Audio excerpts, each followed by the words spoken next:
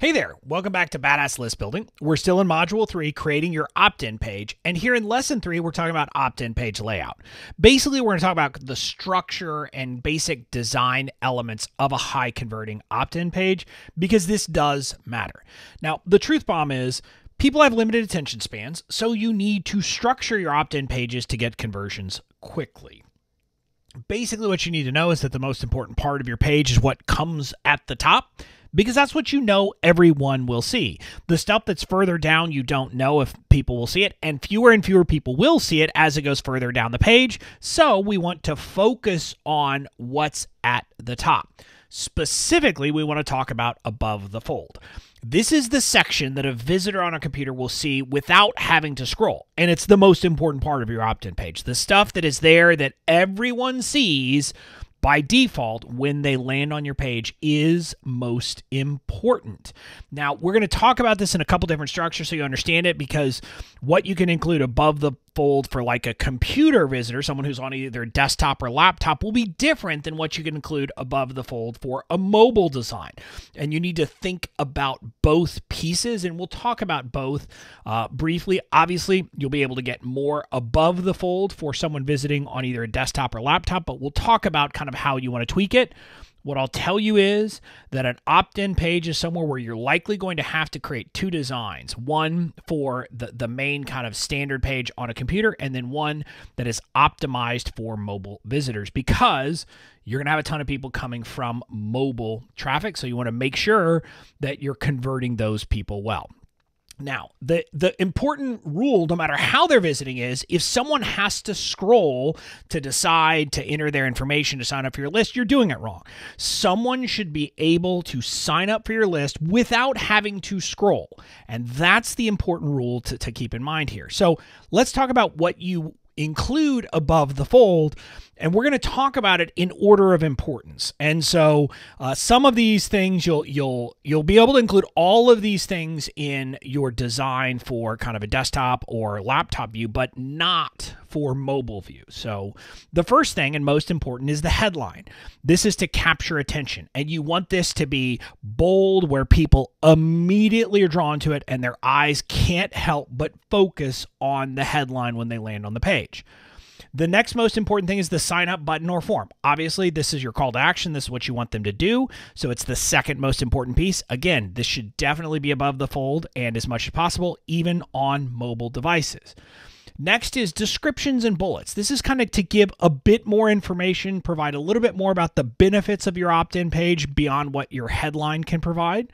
And then the last piece is you'll often include an image or sometimes a video, but generally an image that is off to the side that, again, gives a bit more context. It kind of puts the freebie in context so they can see a little bit about it and get some sense of what it looks like. So those are the important pieces. Now, normally we'll go through this, I'll show you this, but this is kind of the order of importance: the headline, sign up button, then description or bullets, and then the image. So let's walk through a standard kind of above the fold section for a computer screen. This is an example of one that we have. It's an older design, but it still kind of holds up. You can see this is for a partner offer that we have. Sometimes we'll allow people to give away our website policy pack as an incentive if we have a partnership with them. And so that's what this is. But it's an opt-in page. People will send traffic and their folks will opt in. So you start with the headline: confidently protect your website. That is the headline. Again, when you look at that, you look at the size of that font compared to everything else. You look at the weight. It just is bold and stands out because that's the most important thing. We want to make sure people see that. Next, you can see we have our form there. That is the opt-in form. We chose to go with a form. We found that in our case, it tends to convert better just having the form. Some people say it converts better for them to have just a button to sign up and that pops up an opt-in page, but we found in our own experience that generally just having the form works better, so that's our preference. But you can see that's right there above the fold. You don't have to scroll to enter your name, email address, or click on the button. Then you can also see we have the bullets here that give a little bit more context, a little bit more information, tells them they're going to get 3 policies, and then gives some meaning to what that is and tells them about the tutorials and what that means. And then we have the image. And the image here is definitely meant to provide some context. It shows kind of the document itself, but also shows the tutorials and the instructions to help people understand what they're getting. So we do that for a reason. So that's a pretty standard page. It's a pretty standard idea that would give you some sense of kind of what an opt-in page will look like. Now let's talk about mobile design. When creating mobile responsive design, you want the headline immediately followed by the opt-in form. Again, when we talked earlier about kind of the components in order, that's why we talked about them in that order. You will generally not include the image on your mobile design because you won't be able to fit it. And oftentimes you won't want to include a description or bullets because that will, or sorry, you won't want to include them above the opt-in form because that will force people to scroll. If you just have the headline followed by the opt-in form, people should generally at least be able to start filling out the opt-in form without having to scroll down, which is what you want. And so that's your goal. Now, you can include other stuff, the other things we would have included, including the image, the bullets, etc., below the form, but just put that form right after the headline so people can sign up immediately when they're on mobile. Now, if your above the fold section is built right, you really don't need anything else on the page, especially for kind of non-mobile view, for the kind of the standard view.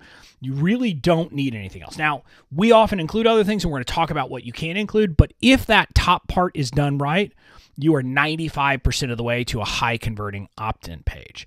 So let's talk about the other stuff though, and we call this below the fold. This is the section that people will have to scroll to see, and it's where you include the other information that might help convert people, but that's not among the most important stuff we talked about. So what's included below the fold? If you have kind of a featured in bar, meaning social proof of different things where you've been featured, whether it's podcasts or publications that have mentioned you, etc., you would generally put that kind of right below the section we covered a moment ago, kind of in showing the above the fold. You'd have that. You can have a brief bio section, but again, don't have a big long bio. This is just enough to give you credibility related to the subject matter of the freebie. So you want to make sure that you have, keep it tight if you're going to include a bio, but you can include that if you want. And you would often include a picture of yourself if you are going to have that bio. You can include kind of more description or bullets. If there's more that you could say about something, you can go and have another section that's more of the benefits, more kind of description of why this is good and how this will help them. You can have that as well.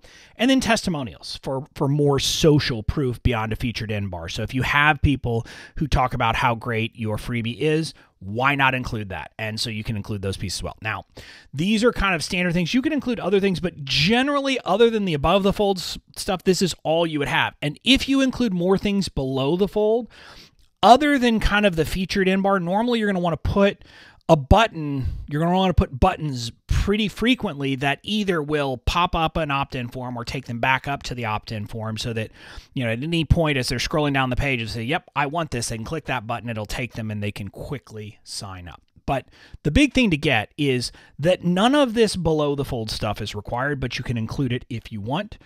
The most important stuff is the above the fold that we talked about, and taking the time to design that piece right is what really matters. So the big takeaway when creating your opt-in pages, make sure all the most important information is visible above the fold so people don't have to scroll. If you do that and abide by our kind of one purpose or single purpose rule that we talked about back in lesson 2, you'll take care of this and your pages should convert quite well. So that's it for this lesson. In the next lesson, we're going to talk about writing kind of that above the fold copy for your opt-in page because that's important too. So I'll see you in the next lesson.